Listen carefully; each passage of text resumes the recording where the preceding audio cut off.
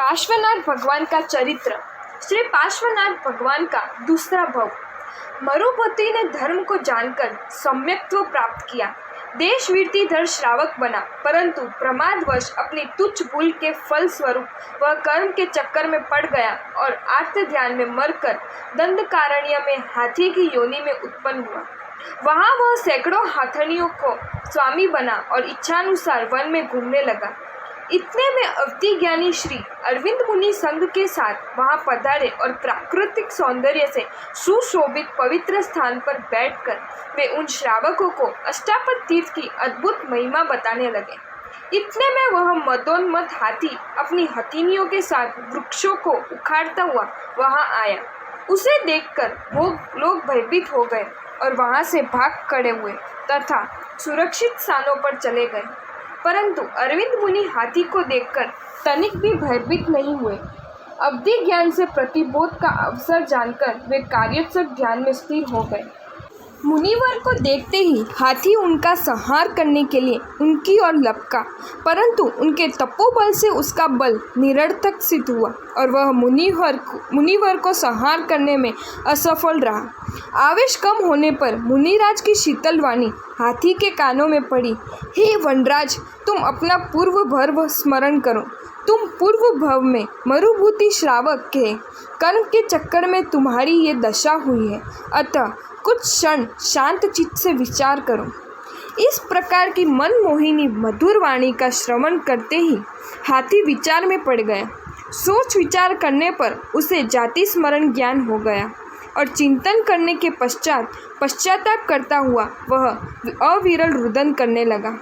उसने उपकारी मुनिवर को वंदन किया और भावपूर्वक वह उनकी सेवा करने लगा।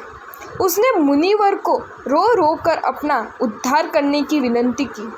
उसे धर्माराधना का स्मरण हो गया।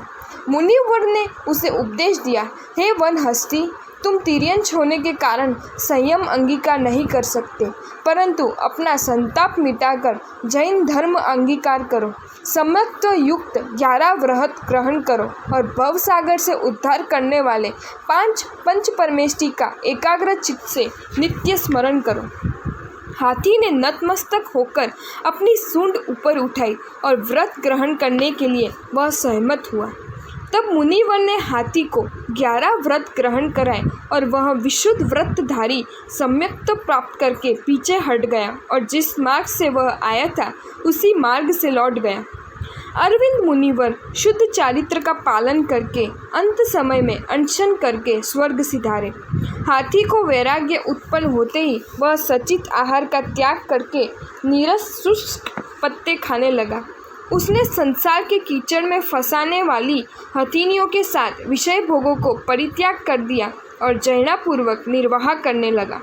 प्राण जाए पर प्रण न जाए, उसके लिए ये वह सतर्कता पूर्वक व्रतों को पालन करने लगा। इस प्रकार देह कष्ट सहन करने से हाथी कृशकाय हो गया।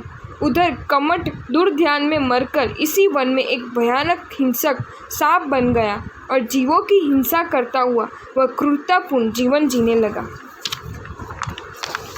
हाथी अट्ठम के पार ने अट्ठम करने लगा। एक बार प्यास लगने से वह अचित जल पीने के लिए एक सरोवर पर गया और वहाँ खड्डे पे पाँव रखकर जल पीने लगा।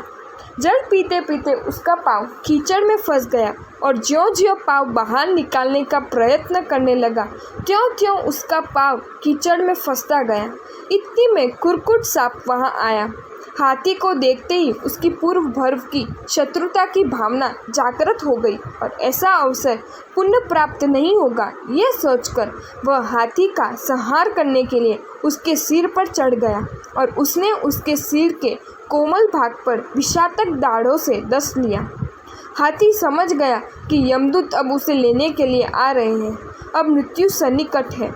ऐसे अवसर पर हाथी समभाव से भयंकर वेदना सहन करता हुआ समस्त जीवों से क्षमा याचना करके पंच परमेष्टि के स्मरण पूर्वक सांप को अपना उपकारी मानकर और शुभ ध्यान में मरकर 8वें देवलोक में देव के रूप में उत्पन्न हुआ। कुक्कुट सांप अपने वैर का बदला लेकर अत्यंत प्रसन्न हुआ और हाथी ने समभाव से वेदना सहन की। इस विषय में विचार कर वह और अधिक वैराग्नि में जलने लगा। इस प्रकार वैर का बदला लेने की वृत्ति से मरकर घोर पाप कर्म के बंधन में बंधकर वह 5वीं नरक में उत्पन्न हुआ। श्री पार्श्वनाथ प्रभु का तीसरा भव। मरुभूति 8वें देवलोक में देव बनकर उत्तम सुखों का आनंद लेने लगा और कमठ घोर पाप कर्मों के कारण 5वीं नरक में भयंकर नारकीय वेदना सहन करने लगा। अगर आपको ये वीडियो अच्छा लगा हो तो इस वीडियो को लाइक करें और मेरी channel Jain facts and stories को सब्सक्राइब करें। धन्यवाद।